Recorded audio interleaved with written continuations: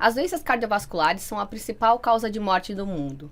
Essas doenças normalmente se manifestam na vida adulta, mas a gente sabe que o processo de envelhecimento da parede das artérias começa ainda na infância e pode ser influenciado pelos nossos hábitos. Eu sou a doutora Rafaela Tridapalli e esse é mais um episódio do Unimed Talks Prevenção e Saúde, o nosso canal para levar informação de qualidade para todos.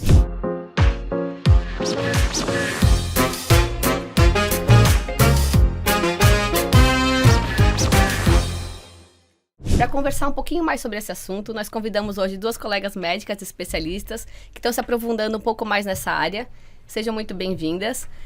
Eu gostaria de começar pedindo para que vocês se apresentassem um pouquinho, contassem um pouco como é que foi a formação de vocês e como vocês vêm atuando hoje na medicina. Meu nome é Juliana Spengler Abuchain, eu sou cardiologista pediátrica, atuo nessa área aqui em Blumenau já há 21 anos.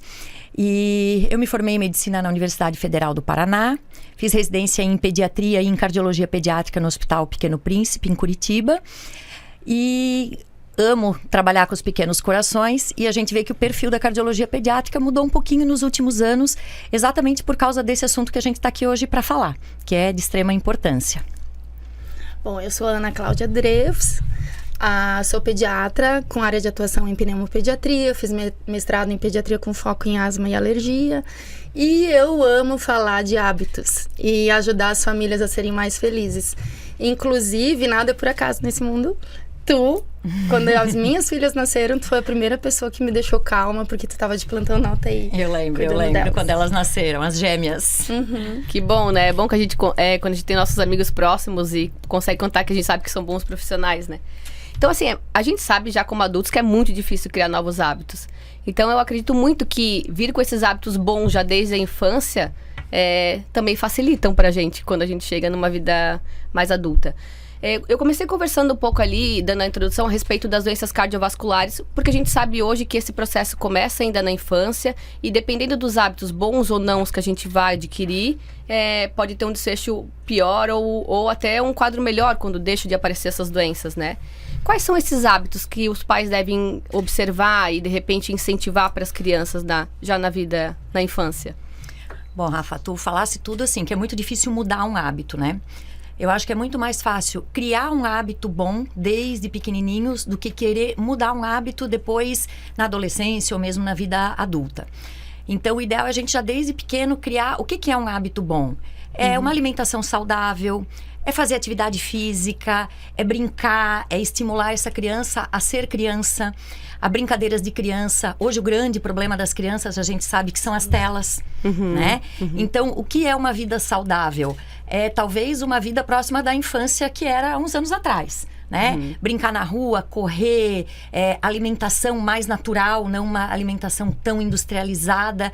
E o convívio das famílias, com certeza que também constrói os hábitos da saúde e do convívio em geral, né? Eu gosto de falar e lembrar que a modernização, a tecnologia em todos os sentidos facilitou muito a nossa vida. Muito, numas coisas. Mas acabou sedentarizando o ser humano. E a gente não foi feito para ficar tão parado. Se a gente pensar antigamente, os homens das cavernas, como era, né? Eles tinham o papel da caça, por isso eles faziam muito esporte. Eles corriam, fugiam do leão, enfim, sei lá, né? Eles eram o provedor da segurança e da comida. E as mulheres cuidavam da aldeia, enfim, né? Mas todos se movimentavam mais. Hoje em dia é tudo muito mais fácil na questão. Temos carro, com isso a gente começa o dia num trânsito, às vezes, num engarrafamento. A gente acorda com o celular. Com isso, se a gente não cuidar, ao invés de só despertar com o celular, a gente vai lá, já abre as mídias sociais e acaba perdendo tempo. A gente tem a televisão e hoje ainda tem as Smart TVs, que a gente pode escolher o que quer ver na hora que quer ver e se não gostar é só mudar. Isso tudo, né, é o que os nossos filhos veem. E eu gosto sempre de lembrar isso, eu sempre bato nessa tecla. A gente tem que ser o exemplo. E o melhor jeito da gente ensinar os filhos, ensinar as crianças a serem menos sedentários, a ficarem menos sentados vendo celular ou TV, é a gente fazendo isso. Por isso eu gosto de dizer, a melhor prescrição que existe pra gente ser mais saudável é fazer o contato com a natureza. É ficar mais fora das 4 paredes. É comer, como tu falou, é comer o que é mais saudável, o que é mais natural. E o que é mais saudável? É a comida que vem da terra. Né? É a comida como antigamente as pessoas comiam. Que a Juliana falou muito bem. Não é a comida que a gente compra pronta no supermercado. Não é o enlatado, o próprio leite processado que a gente compra e tá na geladeira. É mais difícil a gente comer saudável? Talvez, porque não temos nós adultos o hábito. Mas se a gente inclui desde que a criança nasce os hábitos mais saudáveis, a gente vai conseguir que no futuro esses adultos sejam menos doentes também. E seja mais fácil para eles, né? Mas assim, eu vejo que é um desafio, porque culturalmente a gente é acostumado em relação, por exemplo, à alimentação, a comer bem. Quando o meu primeiro filho nasceu, o Vicente, que tem 6, eu decidi que eu não queria que ele comesse açúcar até 2 anos. Nada com açúcar. E quando eu falava isso, não, é nada, eu tinha que brigar, às vezes, com a minha mãe, com meu pai, com todo mundo. Porque sempre, mas coitadinho, só um pouquinho. Ainda mais quando vai ficando um pouquinho depois de 1 ano, que eles já começam a se interessar. E eu lembro que às vezes me falava, não quero que dê. E era bem enfática, assim, tinha que brigar. Só que eu tinha a ideia de que, não, pensei, ele vai chegar nos 2 anos, ele vai ver o primeiro brigadeiro, ele vai querer tudo que vê pela frente que é doce. Não. Ele, até hoje, ele tá com 6, ele diz que ele não gosta de doce. Eu acho que justamente por isso, não desenvolveu o paladar. Tanto que com a Maria foi mais fácil eles aceitarem a não dar nada, porque eles já viram, realmente dá resultado, assim, digamos. Porque eu acho, por exemplo, quando a gente é adulto, deixar de comer um doce é tão difícil, a gente já tá acostumado com aquilo. Então, claro, também na minha família tem história de diabetes, então por isso que eu quis ser tão enfática, assim, em relação a isso, para tentar prevenir, né? Então, falando especificamente, por exemplo, da dieta, o que a gente poderia incentivar ou passar para os nossos filhos que ajudaria futuramente? A primeira coisa tu falou, o açúcar. Não é querer ser a chata. Eu como errado, eu tenho que melhorar isso, porque eu aprendi errado. E aí, como a Ju falou, é muito mais difícil a gente se reeducar num hábito do que começar desde pequeno. Então, por que esse lance de até os 2 anos não dar açúcar? Até os 2 anos a gente tá formando bem diretamente e indiretamente o paladar, o gosto, as preferências de uma criança. Isso em todos os sentidos. Agora a gente vai falar sobre alimentação. Mas, então, açúcar não. Até o suco de fruta, gente. Parece uma coisa inofensiva. O suco de fruta, se a gente todo dia... se a água da criança é só suco, mesmo que seja natural, a gente está oferecendo frutose demais, que vai ser um açúcar, é natural, mas vai ser um açúcar em excesso no corpo. Então, o que é uma dieta saudável? De tudo um pouco, o máximo possível de vegetais, de frutas. Para adultos, isso também extrapola um pouco para criança, é interessante que a gente coma 5 porções de frutas ao dia. Claro que as porções mudam com a idade, né? Não é uma fruta inteira necessariamente, mas é mais simples do que parece. É comer fruta, muita fruta, vegetais, legumes. Carne não é o máximo possível, é o mínimo possível. Proteína é importante, mas não como a gente pensa que tem que ser a carne vermelha o tempo todo. É melhor que seja uma carne branca, que é a carne de peixe. E como eu falei antes, para não ficar difícil para a gente colocar em prática na vida, é só lembrar isso. Qual a dieta mais saudável? Aquilo que está na terra. E falando em animais, em proteína animal, de preferência peixe. Se vocês quiserem ler, se aprofundar mais sobre isso, é a dieta mediterrânea, um exemplo.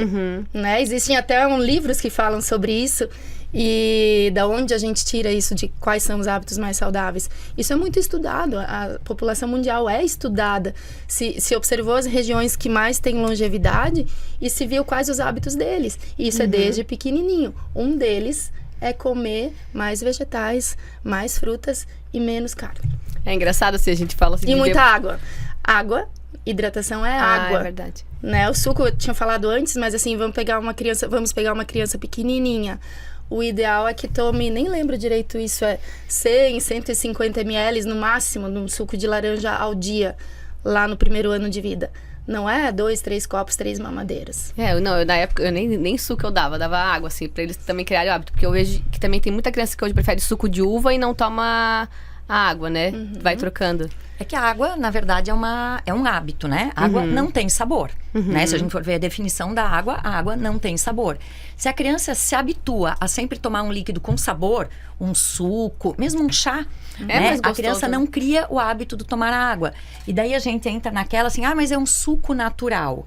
Mas tem frutose. Frutose é um açúcar natural, mas é açúcar. Eu acho que mais ou menos isso que a Ana falou, que resume em termos de alimentação, é uma frase que a gente costuma usar assim, o que é saudável? O que a gente descasca, não o que a gente abre. Tá? Então, é o descascar mais e abrir menos.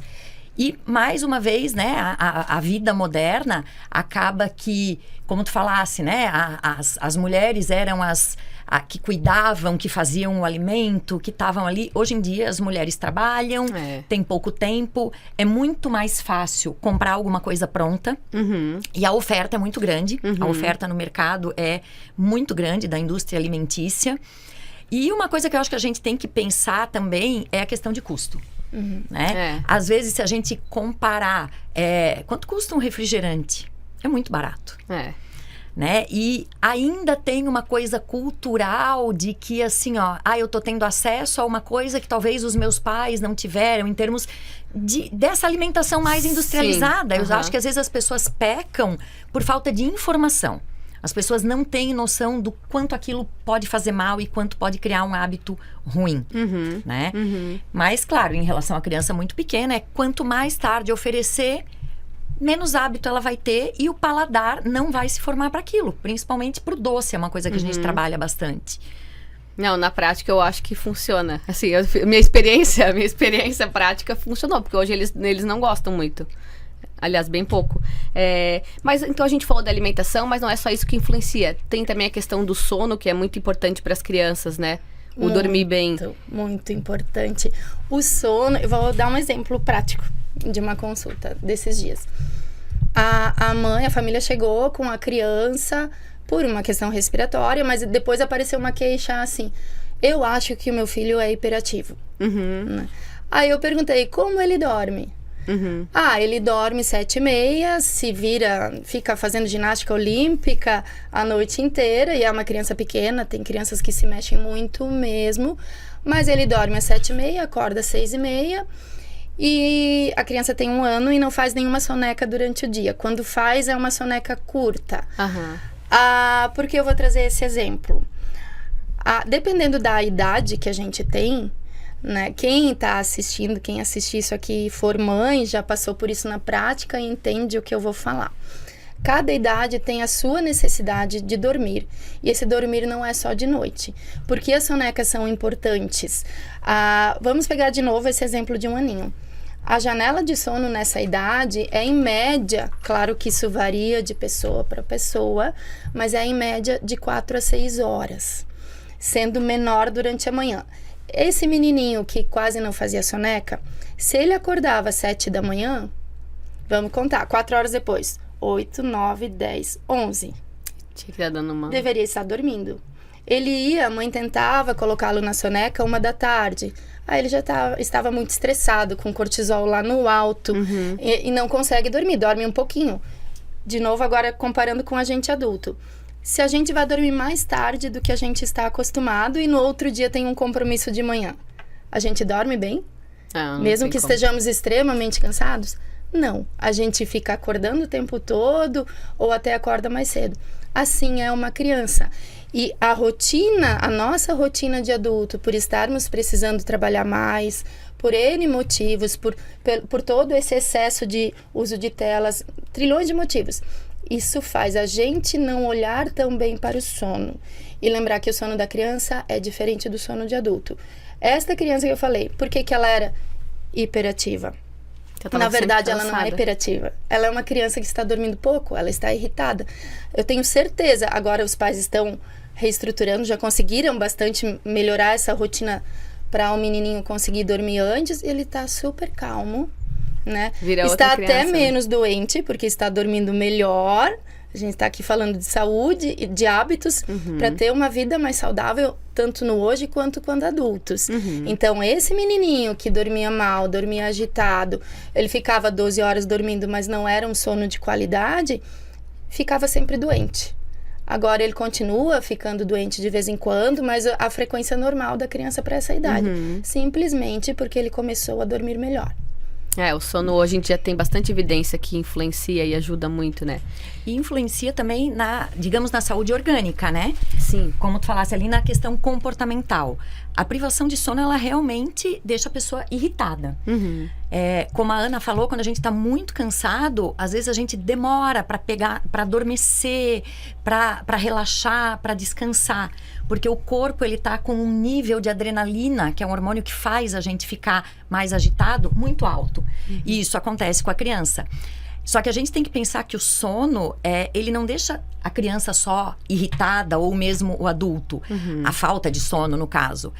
Ele interfere também nas funções do organismo, né? Os hormônios do nosso corpo, eles são regulados pelo sono. Hormônio tireoidiano, cortisol. Então, a falta de sono, ela é ruim para a saúde do corpo como um todo. E uma coisa que eu acho que é muito importante é que criança precisa de rotina. Né? Qualquer criança, quem é pai e mãe já deve ter observado, às vezes um dia muito diferente na vida de uma criança pequena, abaixo de 2 aninhos de idade. Vira o caos. Vira o caos. Pode ser um dia legal, divertido, que os pais programam assim para ser o melhor dia do ano. Para a criança, chega um momento que aquilo tá tão cansativo que a criança não consegue mais curtir. Porque a rotina para a criança pequena cria uma segurança, e a criança precisa da rotina para ter essa segurança, para dormir bem, para se alimentar bem, né? A rotina, o prever o que vai acontecer é muito importante para a criança pequena. E é por isso, né, mais uma vez, quem é pai e mãe, a Rafa que tem, né, os 2 menorzinhos pequenos ainda, assim, ó, quantas vezes uma criança gosta de ler a mesma historinha? Por quê? Porque para eles é uma segurança o saber o que vai acontecer. A surpresa para a criança, ela não é uma coisa tão interessante quanto às vezes a gente julga ser. E isso, né, a rotina interfere, mais uma vez, no sono, na alimentação e que vai interferir na saúde como um todo. Sabe que eu vejo que algumas crianças acabam criando hábitos muito ruins, principalmente relacionados à alimentação, por conta disso. Porque eu escuto muitos pais que falam, a criança tem que se adaptar à nossa rotina. Claro, eu sei, a gente tem que tentar ao máximo. Só que, por exemplo, às vezes final de semana, lá em casa a gente não tem às vezes hora pra almoçar, mas as crianças às 11h30, meio-dia, que é o horário que eles chegam na semana e comem na escola, eu sirvo a comida deles. Às vezes a gente vai sair pra almoçar, fazer alguma coisa fora, eu dou a comida deles antes. Claro que chega lá, eu ofereço alguma coisa a mais, mas justamente por isso, o que eu vejo que os pais acontecem? Não. Leva, vamos sair. Do que tem? Pega esse bolachinha, pega essa batatinha. E a criança vai aprendendo a beliscar, a comer o que tem disponível mais fácil. Porque, de repente, vem a hora que vem a comida boa. Mas até lá foi tanto tempo, né? E a criança já tá irritada, daí já é a criança que atrapalha, que incomoda, né? Isso é a rotina da família, é claro, né? Exemplos do dia a dia, como a Ana deu esse exemplo ali do consultório. Eu sempre costumo perguntar em relação à alimentação o que come, que horário que come. E é claro, do sono, que horas que dorme, que horas que acorda. E às vezes já vem uma justificativa assim, não, doutora, dorme tarde, porque a nossa rotina é dormir tarde. Mas para criança a rotina não pode ser o mesmo, nem de alimentação, nem de sono. Então, às vezes, é aquela criança assim, ó, que passa o dia inteiro na escola, que na escola tem a sua rotina de alimentação, de soninho, que chega em casa, fez a refeição na escola, já tá cansada, quer dormir, mas daí a casa tá naquele agito. Daí a criança não dorme, começa a ficar cansada, irritada, começa, às vezes, daí os pais naquela coisa, vamos jantar, a criança não precisaria jantar de novo, não teria necessidade daquilo, já entra ali na rotina de novo, acaba comendo mais do que o necessário, dormindo menos do que o necessário, e crianças muito pequenas indo dormir 11 horas, meia-noite, e digamos, não, mas o número de horas de sono é bom, porque daí dorme até mais tarde. Outro dia mais tarde. Mas não é um hábito saudável pro organismo, e é o hábito que a gente vai criar. Não adianta depois, quando entrar numa idade escolar, né, que vai ter uma rotina mais regrada, querer mudar esse hábito. Daí é muito mais difícil. É muito mais difícil, é verdade. E tem uma coisa muito importante. A criança não é um adulto pequeno. As pessoas confundem isso. Dentro disso que tu falou, Rafa, que a criança precisa se adaptar à rotina da família. Sim, mais ou menos, como tu falou. A criança é grande, maior talvez, mas o se adaptar à rotina também, não é ter uma rotina igual, né? E a Ju falou muito bem, assim, E às vezes ele dorme bem porque ele dorme o número de horas suficiente para a idade. Mas a gente sabe que o equilíbrio hormonal depende muito não só do tanto que dorme bem, mas da hora que vai dormir. Do horário Exatamente. do dia o pico e noite, de né? GH acontece às 9 da noite. Se uma criança pequenininha, que é um bebê anjo, que a gente fala aqui, ele pode sair da rotina, não faz as sonecas direito, e mesmo assim ele dorme bem, não chora, não grita, não vira poltergeist, nada disso. Se esse bebê, ele tiver o hábito dos pais de dormir sempre às 11, meia-noite, no outro dia dormir até meia-noite, está dormindo bastante. Mas ele não vai crescer direito. Porque ele tá acordadinho ali, quando tem o pico de GH, que é o hormônio do crescimento. Então, são muitas coisas que a gente tem que cuidar. Por isso é tão importante fazer um acompanhamento regular com o seu médico, com o pediatra da criança, confiar no que o pediatra diz. Isso também é muito importante.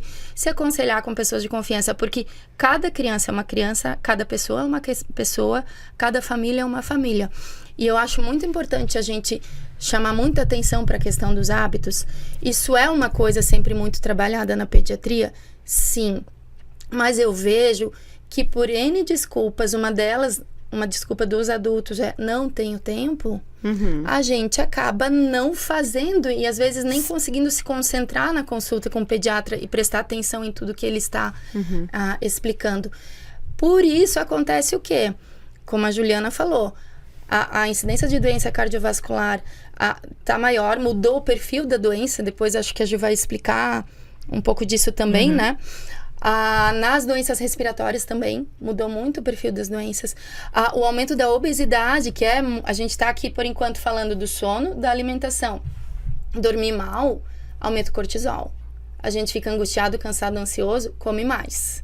A sensação de falta de tempo faz a gente comer mais rápido. Aí entra aquilo, não vai comer, preparar uma alimentação, vai pegar o que tem na geladeira. Vai para um fast food, vai comer aquilo. A nossa vida está acelerada demais. A nossa vida está descartável em vários sentidos.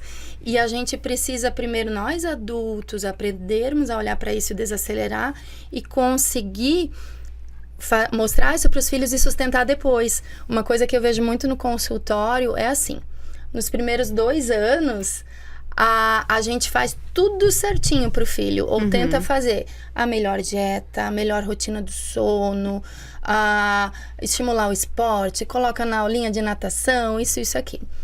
Fez 2 anos ou 3, começa a relaxar no bom sentido e o filho entra na rotina dos pais, que é comer enlatado, ficar mais sentado, pra criança não pedir pra brincar, dá ali um celular, deixa ver série na TV, e a criança vai sedentarizando.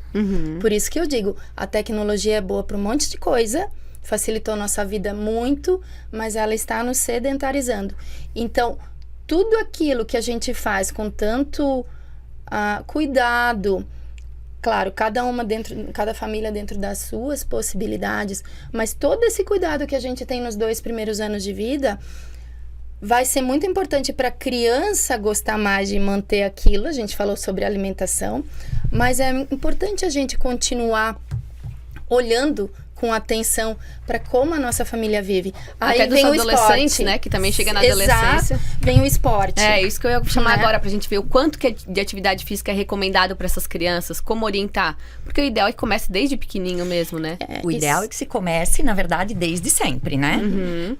Então, assim, eu acho que esporte, hoje em dia, atividade física, tem uma relação muito grande com a questão... quanto mais tempo estiver na frente de uma tela, menos tempo vai ter de esporte. Então, são assuntos muito relacionados. Então, o que acontece? Tu falasse em tempo, né?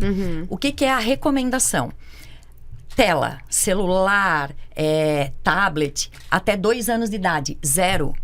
0, não tem. A criança nessa idade, ela não tem necessidade de tela. A criança nessa idade, ela tem que ser estimulada a brincar com brinquedos lúdicos. A criança tem que se descobrir a sua movimentação. Idade pré-escolar. Pré-escolar a gente considera ali até os 6 anos de idade. 1 hora de tela por dia. Gente, 1 hora passa muito rápido, tanto pra gente quanto pra eles. Eu digo passa muito rápido, dizendo que é pouca tela, não. Eu tô dizendo que a gente tem que normalmente, as crianças ficam muito mais tempo do que isso. Porque é um tempo que, às vezes, nós, como pais, os adultos, estão ocupados, né? Precisam fazer alguma coisa e a criança tá ali na tela, hipnotizada, paradinha. E a criança fica 2, 3 horas. Idade escolar, tá? Até a adolescência dá pra gente considerar. O recomendado é o máximo 2 horas de tela por dia, exceto atividade escolar. Porque hoje em dia a gente sabe que a atividade escolar, eles também vão ter a questão de pesquisa e tudo. Então, tempo de tela, exceto atividade escolar, 2 horas por dia em crianças acima de 8 anos de idade. Mas assim, 2 horas por dia supervisionado, que também é uma coisa que a gente pra entender o que eles estão acessando, noção. né? As crianças estão com uma exposição muito grande, né? Eu acho que é uma coisa nova para todo mundo. A gente não sabe as consequências que isso podem ter no futuro. E é um acesso muito fácil para eles e para outras pessoas terem acessos a eles. Então, isso falando em tempo de tela. Tempo de atividade física. O que se preconiza? Para todas as crianças, passou da fase ali até os 3 anos de idade, a criança brinca muito. Tomara, né? Que as crianças brinquem bastante. Mas acima dessa idade, o que se preconiza é uma atividade física adequada para a idade. Cada idade vai ter o seu tipo de atividade, mas 1 hora de atividade física de intensidade moderada a importante por dia. 60 minutos por dia. Gente, a maioria das crianças não tem isso. É o mínimo, né? O que é uma atividade moderada, assim, para os pais saberem? Atividade moderada é uma atividade que a criança não consegue fazer a atividade e estar conversando ao mesmo tempo. Assim, a criança não consegue estar correndo, brincando de pega-pega e conversando, contando uma história ao mesmo tempo. Isso é uma atividade moderada. No mínimo isso por dia. É o que acontecia antigamente, o quê? Brincando, andando de bicicleta, correndo na rua. Hoje, para a maioria das crianças, infelizmente, é a aulinha de alguma coisa, né? E é o que tem que ser. Atividade intensa é aquela atividade que a pessoa quase não consegue falar e fazer a atividade ao mesmo tempo. Por quê? Porque tem um gasto energético grande, né? Um exercício metabólico grande. E se a gente for parar para pensar, a gente realmente não tem isso, né? Nem a gente. E seria o mínimo, né? A gente não tá falando de máximo, a gente tá falando de mínimo. Por isso que eu digo, assim, a melhor prescrição é estimular a natureza. Se a criança tá ao ar livre, é mais fácil ela fazer o natural desse esporte. Claro que, de novo, vem a questão tempo. Os adultos têm menos tempo. Consequentemente, as crianças têm menos tempo de ócio.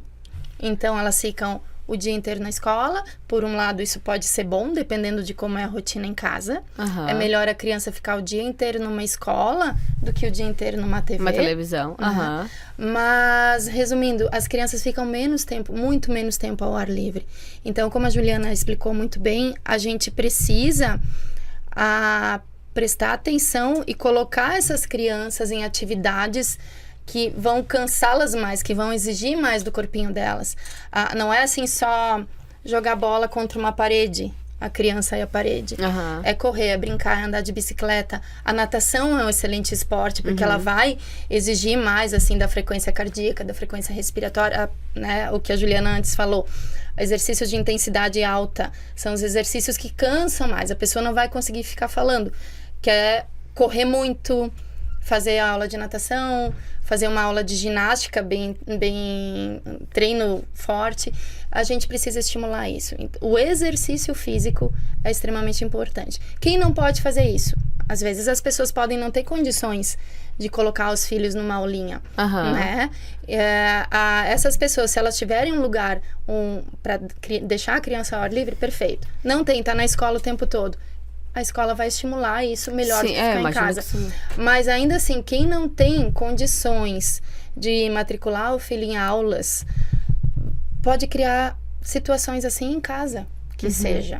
Né? Brincar, sair o adulto também da TV. Brincar de circuito dar uma volta em casa, no quarteirão, assim, correr um pouquinho. Falasse tudo, a questão assim, ó. E o que acontece? As crianças hoje, elas têm um acesso muito grande à tecnologia. Então, tem algumas brincadeiras que para eles acabam sendo pouco desafiadoras. Então, o tal do circuito é um desafio para a criança, né? Então, criar desafios na forma de brincadeira.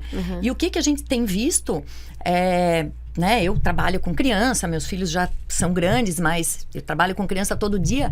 As crianças, elas não têm desenvolvido habilidades motoras normais, de pular, de rolar.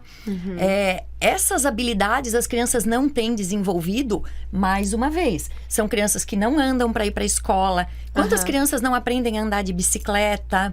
É tudo muito fácil. Mesmo dentro de casa, se locomovem pouco.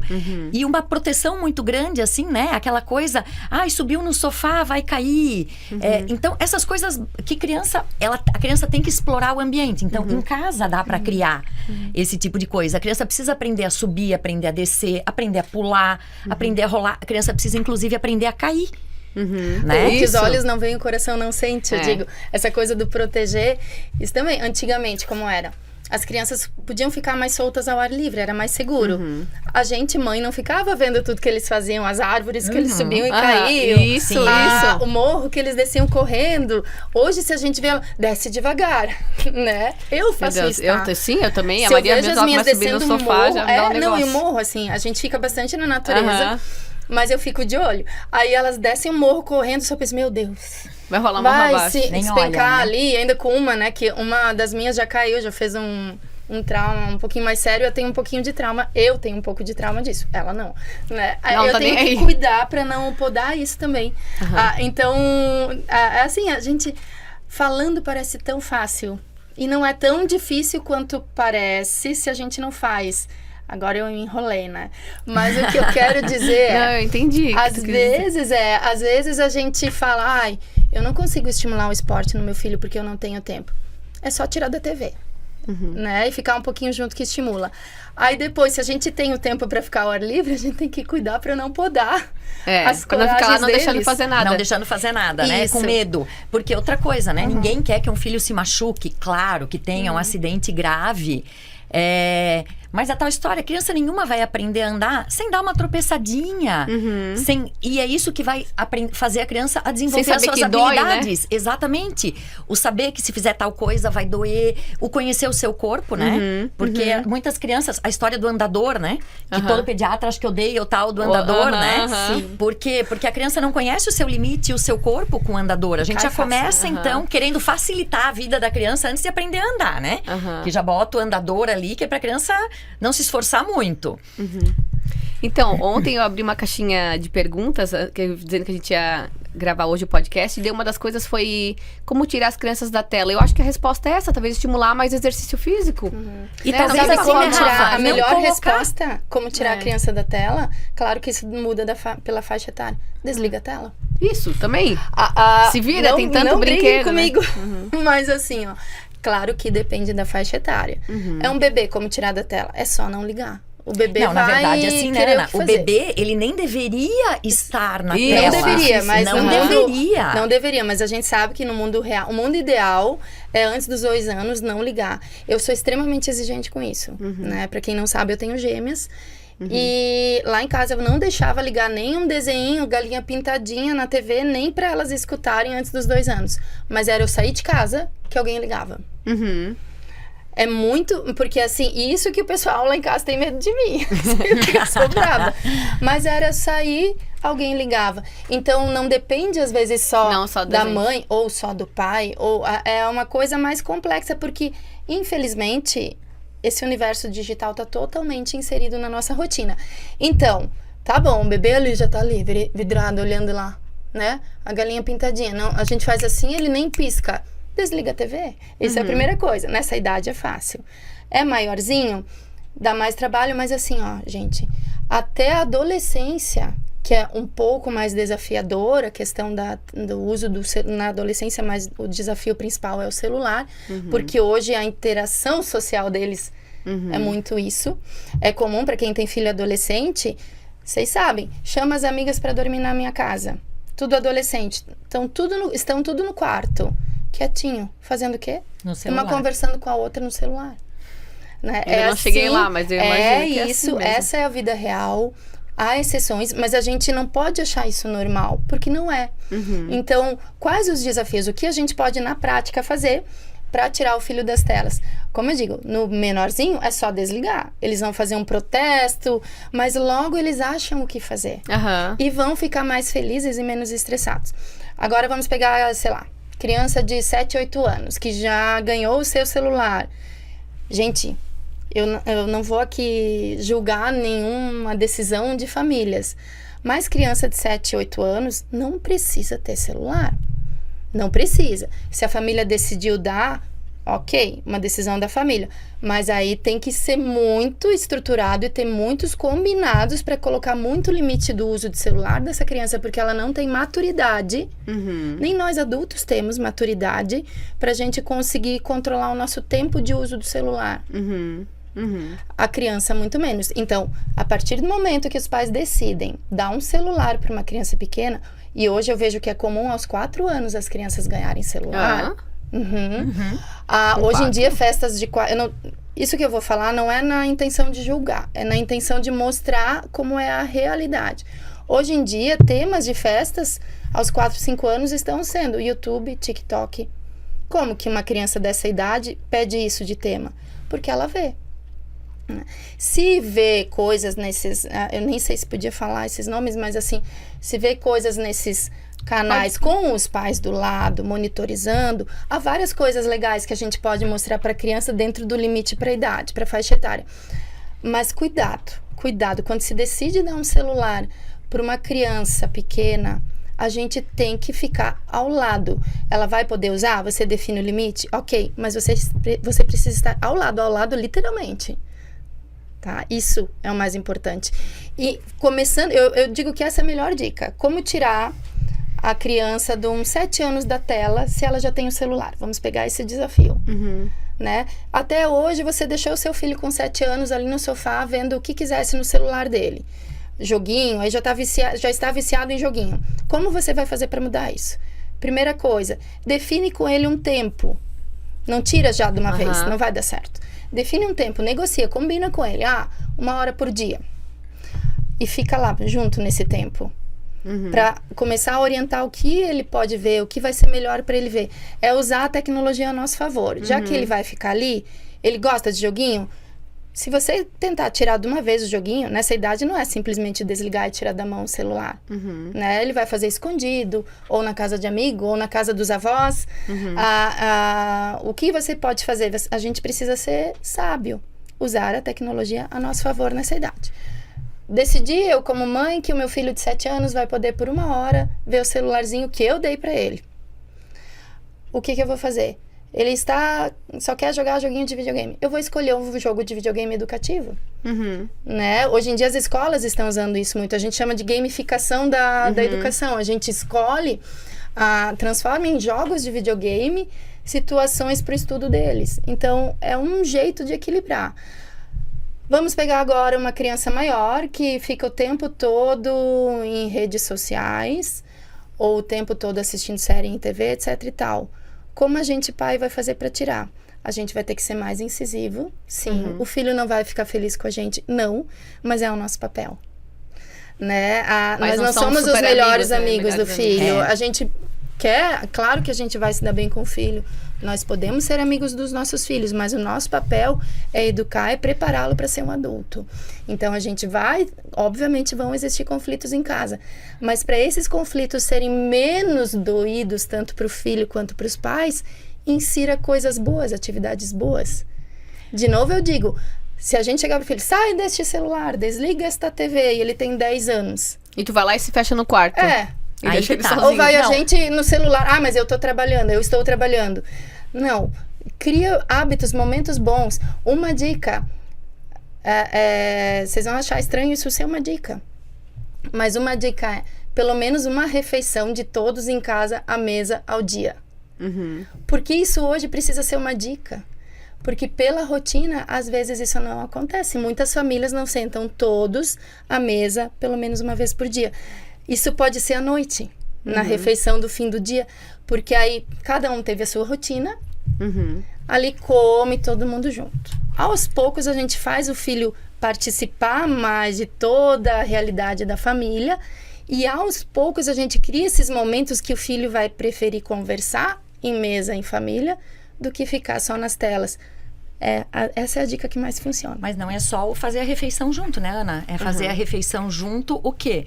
Realmente conversando, trocando ideias, porque não é com a televisão ligada para ouvir o jornal ou para assistir a novela, né? Porque, mais uma vez, o exemplo, na verdade, é o que mais fica, né? Então, não adianta pedir pro filho largar e continuar na tela.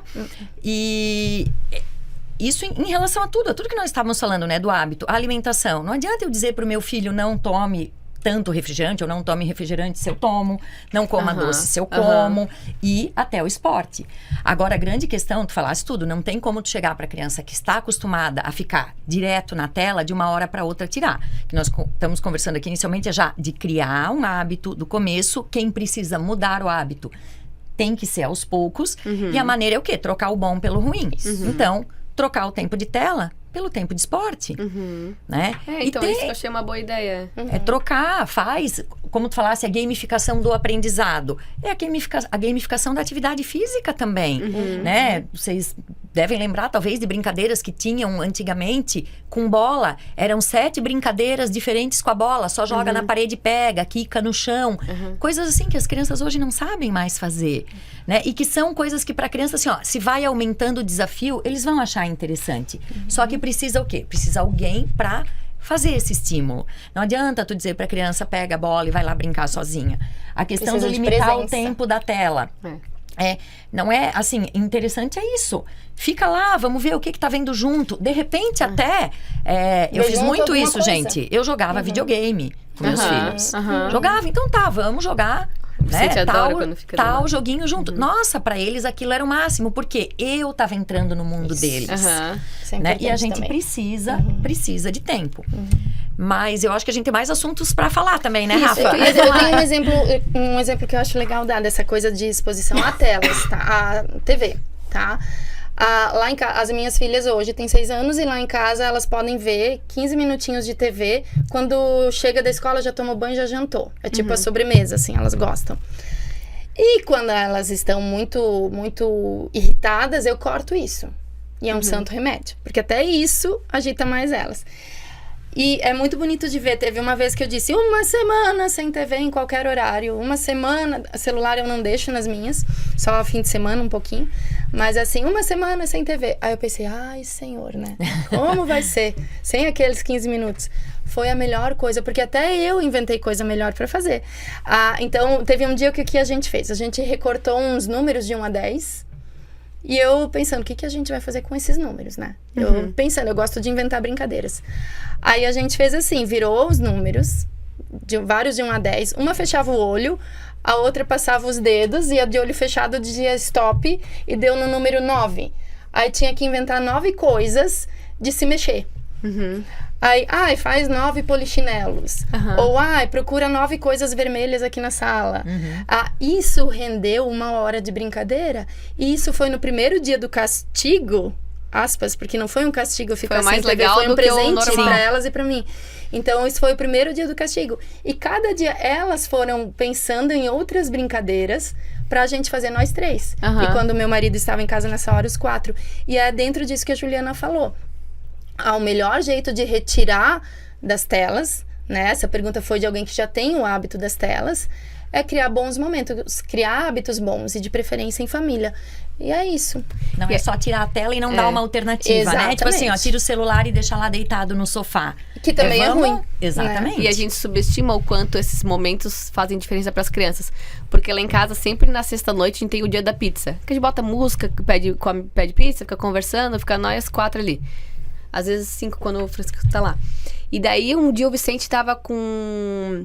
Uma época ele tava assim, às vezes fazendo... A gente pedia algumas coisas, ele não cumpria. Daí o Humberto falou, vamos fazer um combinado. Ele ia colocar as coisas que ele gostava. Daí tinha o videogame, tinha ver televisão, daí tinha pizza, eu não lembro o que era. E conforme as coisas não iam no acordo da rotina, ia cortando alguma coisa. No primeiro... Me chamou muito a atenção que no primeiro dia ele tinha cortado, acho que era... O que foi? Não sei, acho que a televisão era o segundo. Acho que era pegar o celular do final de semana. E daí ele cortou. E eu achava que o celular ia ser a última coisa que ele ia cortar. Daí eu falei, tá, você viu? Já teve que cortar agora, ó, se continuar. Daí ele assim, não, mas já tem tudo certo na minha cabeça. Vou cortar esse. E o último era a pizza. Porque o mais importante pra ele era aquele dia. Quando não tem, ele chora. Tipo, ele fica assim, vai ter um compromisso, mas hoje é o dia da pizza, ele fala. Então, a gente subestima o quanto que isso é importante pra eles. E a gente precisa aproveitar a fase, a idade que eles nos querem tanto assim. Que isso vai mudando, né? Sempre a família estruturada e a família que conversa, que coloca na mesa os seus problemas e tenta resolver entre eles, é uma família que sempre será unida. Mas tem a evolução natural na idade da criança. Eu digo assim, vamos pegar assim o que a gente fala aos 4 anos. A criança já se sente um adolescente. E ela faz muitas coisas muito parecidas com um adolescente já. 4, 5, 6 anos, 7. Mas tem uma coisa a nosso favor. Eles ainda fazem tudo pensando na gente. Em querer agradar aos pais. Porque nós somos a figura mais importante da vida deles. Os amigos já começam a ter uma importância, mas os pais muito mais. Na adolescência, os adolescentes precisam se sentir aceitos, inseridos em grupos que não sejam a sua família. E aí tem a fase que eles têm todo o comportamento do adolescente e eles acham que eles não se preocupam tanto com a família. Eles se preocupam, mas o instinto, a necessidade psíquica que eles têm para desenvolvimento da sua autonomia e para depois se tornar um adulto, eles precisam nessa fase se afastar um pouco da família. Né? Mas mesmo assim, se a gente faz essas situações, essas enquetes, mesmo adolescente, ele vai pedir para não tirar a pizza. Pra ser aquele dia. Onde eu quero chegar? Que as pessoas pensam, o adolescente, aí eu perdi meu filho, agora ele só quer os amigos. Não, se fizer uma pergunta assim, os adolescentes vão querer momentos em família. E a gente não pode subestimar nenhuma idade. A gente acha que não, né? Então, a gente tava conversando um pouquinho antes de começar, eu e a Juliana, e a gente vê que a gente tá falando, sim, de hábitos, de como melhorar. Mas às vezes a gente tem aquela criança que já passou, que às vezes tá um pouquinho acima do peso. Quando é que os pais têm que olhar para seu filho e se preocupar? Talvez eu tenha que intervir antes que esse risco cardiovascular dele ou que o risco de complicações para ele venha a ser maior no futuro. Então, faz os alertas assim para os pais. Isso. Isso eu acho que é o ponto de tudo, né? Quando que a gente deve se preocupar? O que eu vejo no dia a dia? Existe uma preocupação muito grande com a criança que é muito magrinha. E não existe uma preocupação com a criança que está acima do peso. Porque a cultura, infelizmente, ainda é que a criança tem que ser gordinha para ser saudável, né? Para muitas pessoas isso é cultural. Então, o que acontece? A gente tem visto cada vez mais crianças acima do peso. Há uns anos atrás não se falava quase em obesidade infantil. Se falava em criança com sobrepeso, né? Ou criança gordinha. Hoje em dia, existe o número de crianças já no nível de obesidade, né? Obesidade quer dizer o quê? Não é aquela criança que é gordinha, é a criança que quando o peso já é um nível alarmante para a saúde. Tá crescendo cada vez mais. E o que eu percebo no meu consultório é que sempre que chega a criança assim, a preocupação não é essa. A criança vem consultar por N outros motivos e nunca houve uma preocupação em relação a isso. São poucas pessoas, inclusive famílias, com problemas de saúde, que a gente sabe, né? Pressão alta, o avô já teve, né, um problema cardíaco. O pai tem diabetes novo, né? A mãe às vezes é nova e toma remédio para pressão. É difícil a pessoa ter essa preocupação. O motivo da consulta sempre é outro. E daí eu acho que é o nosso papel como profissionais de saúde chamar um pouquinho de atenção para isso, o que nem sempre é fácil. Não é fácil, assim, uma coisa que não é a queixa do pai ou da mãe. O médico abordar, porque parece que tu tá chamando a atenção da pessoa, né? Tá dizendo, você fez errado. Então, é um assunto, eu acho que às vezes delicado a maneira de como abordar isso, mas é muito importante, porque realmente é bem alarmante. E a maioria das pessoas, eu vou dizer que isso, na minha prática diária, eu vejo muito é a falta de informação mesmo. Tu vai ver um suco industrializado. Primeiro que não devia chamar suco, né? É um composto ali que tem o quê? Eu costumo falar para as crianças maiores e para os adolescentes. O que a gente tem ali é açúcar com tinta, basicamente. Só que tu olha a caixinha do suco, tá escrito lá vitamina tal, vitamina tal, vitamina tal. É bonita, é colorida, é atrativa para a criança e é atrativa para os pais também. Sem contar a questão da facilidade. E a gente precisa chamar a atenção para isso. Eu acho que isso tem uma coisa que ajuda muito aqui no Brasil, é a questão de rótulo de alimento, que é muito séria, né? O primeiro ingrediente que tem que estar escrito no rótulo é o que tem em maior quantidade. Eu ensino isso às crianças maiores e aos adolescentes. Pega lá e vê qual que é o que tem mais. Então, tá escrito lá na frente da caixinha, vitamina A, vitamina C, vitamina D. Vamos ver lá o ingrediente principal do suco. É açúcar. E agora tem uma lei que está entrando em vigor, eu não sei lá exatamente de quanto tempo que é, mas como a indústria sempre tem o tempo para se adaptar, que é a lupa. Tem que vir os alimentos ricos em açúcar, em sódio e em gordura. Eles têm que vir eu já tenho uma lupinha preta. Uma lupinha preta e tá escrito rico em gordura, rico em açúcar, rico em sódio. Eu tenho ensinado às crianças no consultório isso. Tem criança que não é raro ter o hábito do salgadinho industrializado todo dia. E daí eu peço para eles chamar a atenção deles. E assim, gente, as crianças, eles são muito inteligentes. Eles entendem e eles se preocupam com a saúde. Pais, né? Aí que tá. Então é importante explicar para os pais e para a criança. Vamos olhar isso e ver se é isso que tu queres comer, que tu queres colocar dentro do teu corpo, né? E daí dá exemplo prático para a criança. Né? O que ela pode fazer para trocar? Exatamente. Tem a questão, né, do... Outra coisa que é cultural, assim, né? O agrado para a criança ser um docinho. Um pirulito, uma bala, um chocolate. Ou assim, ai, doutora, mas tem um barzinho perto de casa. Eu costumo fazer acordos com eles assim. Então, vamos combinar com a avó, com a madrinha, que todo dia dá um chocolatinho. Vamos pegar aquele dinheiro do chocolatinho e vamos guardar durante um mês. Comprar, o menino, vamos comprar chuteira nova pro futebol, comprar um livrinho, porque eles têm que ter essa troca. Né? E a criança, eu vou dizer, quando a gente conquista a criança, quando a gente consegue fazer a criança ter essa noção, a gente muda o hábito da família. É diferente, é uma coisa muito legal trabalhar com isso, porque a gente vê o quê? Normalmente a gente imagina, os pais têm que mudar o hábito do filho. E às vezes trabalhando com a criança que vai mudando, eu já tive alguns exemplos que o comportamento da criança, ou a criança começa a chamar a atenção dos pais. Nossa, pai, mas tu vai comer isso de novo? E muda o hábito e traz saúde para a família inteira. Sabe onde eu vejo isso? O mudar o hábito, quando os pais conseguem mudar um hábito nocivo para melhorar a saúde do filho, no tabagismo. Né? Como a minha área é a área respiratória, chega uma criança com uma asma de difícil controle, muitas vezes é isso que faz o pai, ou a mãe, ou o avô parar de fumar, conseguirem ou parar ou reduzir consideravelmente para depois parar. Né? É muito importante. Então, a criança, ou pelo exemplo que ela dá, pelo que ela aprende na escola, às vezes, e cobra dos pais em casa, aí entra a reciclagem, os comportamentos importantes com o meio ambiente, que tudo isso é importante para o futuro, né? O comportamento alimentar e a questão dos hábitos mais nocivos, muito nocivos. Aqui entra o tabagismo e o consumo de álcool também. E a própria porque a exposição ao cigarro é muito ruim para as crianças, né? E eu acho que, assim, pegando esse gancho que a Ana falou agora, né? É lógico, a gente é pediatra, mas a gente trabalha com adolescentes também. E o mundo da pediatria é um, da adolescência é outro, em todos os sentidos. Tanto para os pais quanto para a gente como médicos. Uma coisa que tem me preocupado muito é a exposição e uso pelos jovens dos cigarros eletrônicos. Dispositivo eletrônico de nicotina.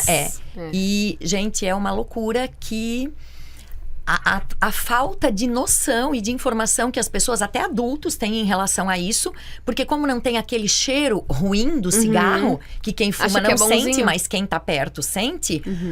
Então, aquilo parece que é menos nocivo. E a gente sabe que é muito mais nocivo. Sim, porque tem outras doenças associadas, né? Muito mais nocivo. Só pegando esse gancho pra gente lembrar disso aí também, já que estamos falando de hábitos, né? Não, sem dúvida, os pais têm que fiscalizar, né? De doença, né? O cigarro não faz mal só pra quem o fuma. né? Pra Isso, todo mundo aí tá vem as perto. doenças cardiorrespiratórias. O nosso filho, se ele tiver exposição à fumaça do cigarro desde cedo, é como se ele estivesse fumando. Aumenta a Isso chance desde de a Ele vai câncer, ter mais por exemplo. desde a gestação. Ele vai ter mais doença respiratória e vai ter mais doença cardiológica. Então, eles viram o meu paciente na doença respiratória e da Ju na doença cardiológica. Inclusive, temos muitos em comum, Muitos né? em comum. Muitos. A cardiologia e a pneumologia andam muito juntas. O nosso corpo anda junto em tudo, né?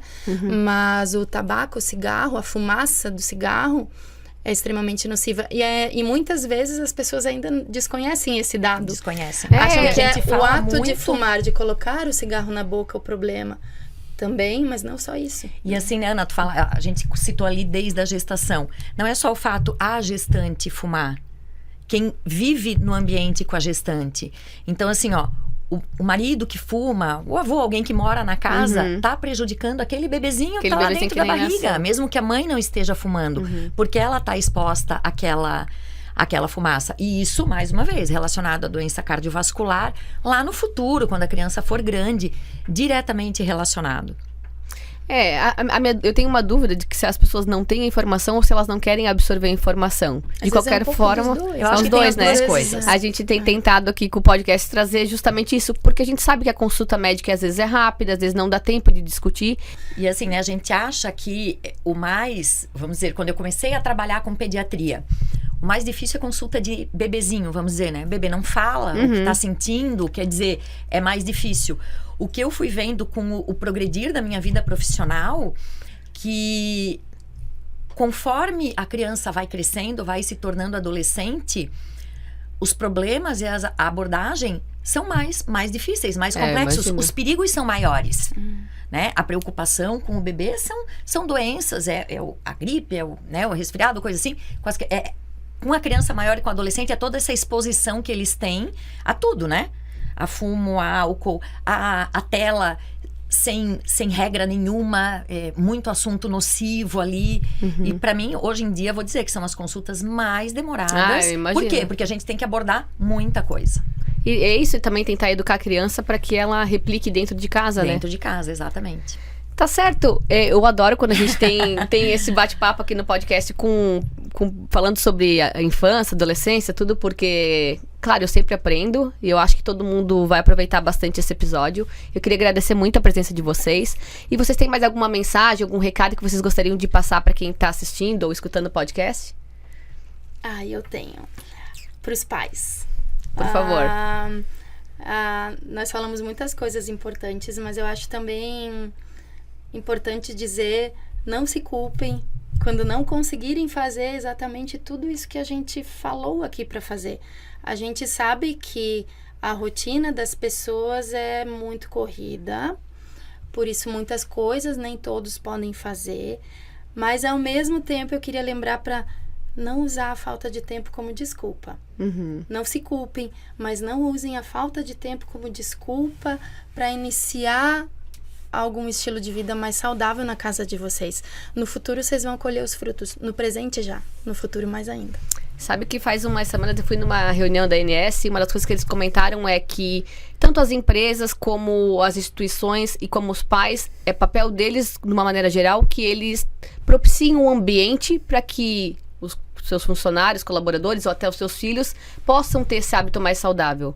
Porque não adianta a gente encher nossa casa, sim, de comidas industrializadas, de coisas ruins e querer que as coisas sejam diferentes, né? Então, de repente, não de uma hora para outra, mas se a gente for devagar e aos poucos, a gente vai conseguir fazer um passo de cada vez. Hoje uma eu diferença. aprendi uma frase, vou ver se eu lembro certinho, que é: entre o plantar e o colher, existe o regar e esperar. Isso vale para tudo na vida. Isso é o desenvolvimento do ser humano, da gente mesmo, de ter mais paciência para encontrar os resultados, seja no trabalho, seja na saúde. Eu achei essa frase incrível. Eu acho que vale para tudo, tá? para tudo. Quer deixar algum Então, recado? dica, né? Recado. O que a Ana falou, né? Eu acho que pai e mãe sempre se culpam por alguma coisa, né? E o que eu acho é que todos os pais fazem o que julgam o melhor e às vezes, se não estão fazendo da maneira como deveria ser, por falta de informação, por falta de tempo, mas sempre é tempo de mudar. E por falar em tempo, eu acho que o que a gente pode falamos em exemplo também, né? O que a gente pode deixar de melhor para os nossos filhos é o exemplo. A educação que a gente proporciona para eles. Mas hoje em dia, nesse mundo moderno, é o quê? É o tempo. Né? Tirar o tempo. Por que as crianças estão ficando tanto tempo na tela? Porque a gente não está tendo tempo para ficar com eles. E isso é uma coisa que são... Como tu falasse, a questão da pizza, né? É uma coisa importante para eles terem o tempo do pai e da mãe. Ter o tempo em família. E o tempo é uma coisa que é da gente, que ninguém rouba. Só que a gente tem que ter aquele tempo. Né? A gente não pode deixar o tempo de hoje para querer cobrir amanhã. Então, tem que tirar tempo. Tempo para fazer exercício com os filhos, para brincar, para rir, para rolar no chão, para descascar uma fruta e comer juntos, né? Para ensinar a criança a descascar uma fruta. Fazer bagunça na né? cozinha, Fazer né? bagunça Sujeira, na tudo cozinha, bem. fazer sujeira. Vamos fazer uma coisa juntos. Porque você vai estar promovendo um momento agradável em família, vai estar fazendo uma comida gostosa e vai estar criando lembranças. Criando memórias, né? Criando memórias e... Acho que uma das coisas que a gente mais pode dar para as pessoas é o nosso tempo. Esse foi mais um episódio do Unimed Talks Prevenção em Saúde, o nosso canal para levar informação de qualidade para todos. Acompanhe a Unimed Blumenau nas principais plataformas de áudio, de vídeo e no Instagram. Até a próxima!